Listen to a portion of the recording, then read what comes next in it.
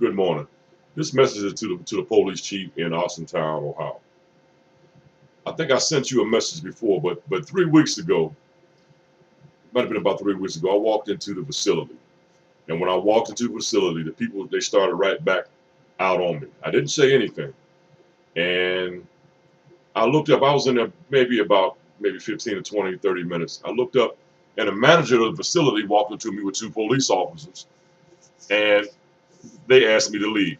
Now, the police officers didn't do anything wrong. They said they were just there to make sure that nothing happen. And I asked them what was the reason for it, you know, and they couldn't give me a reason. So I went down in the office and they tried to get me to sign a statement saying that I would not come back on any Penn National property ever again. And I didn't sign the statement. So I'm telling you now that I'm not coming back out there. And in the meantime, I have citizens telling me that I have to drop my information off. To the police chief of Austintown, they have been falsifying civil rights documents for a long time. All the tracks that I filed complaints against, going all the way back to 1999, kept falsifying statements saying that they did not know who I was.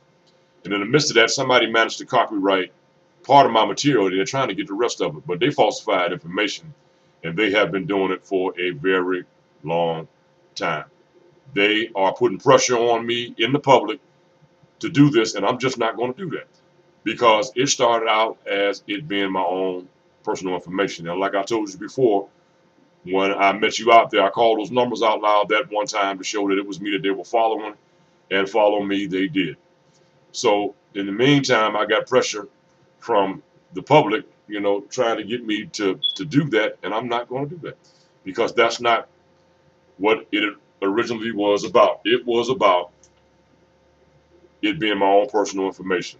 And in the meantime, I have citizens in the public trying to put pressure on me, and and I'm just not going to do that because that's not the way to start off. They got access to what I bet on the horse track race betting and on the Ohio lottery.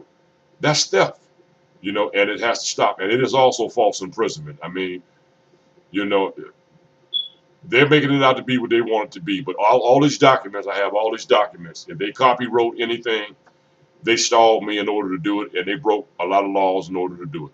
But in the meantime, I'm going to stay out of that facility. And there are people that have been in that facility that are coming to me in the public, trying to force me to do this. I'm not going to do that.